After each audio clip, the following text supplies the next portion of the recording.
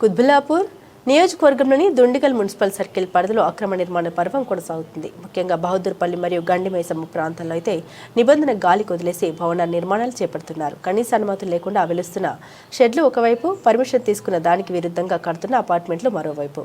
అధికారుల కళ్ల ముందే ఈ తతంగమంతా జరుగుతున్నా పట్టించుకునే వారే లేరని స్థానికులు ఆరోపిస్తున్నారు.